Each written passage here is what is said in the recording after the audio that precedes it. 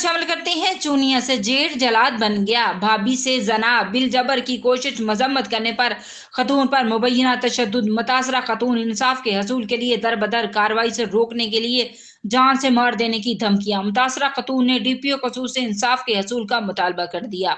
तफसीलात के मुताबिक शाम कोट नू की रहाशी तजीम बीबी ने मकामी थाने में दरखास्त दायर की कि मेरा जेठ खालिद अपने साथियों के हमरा घर में दाखिल होकर मुबैना तौर पर जना बल जबर की कोशिश करने लगा और मजम्मत करने पर शदीद तशद्दुद का निशाना बना डाला।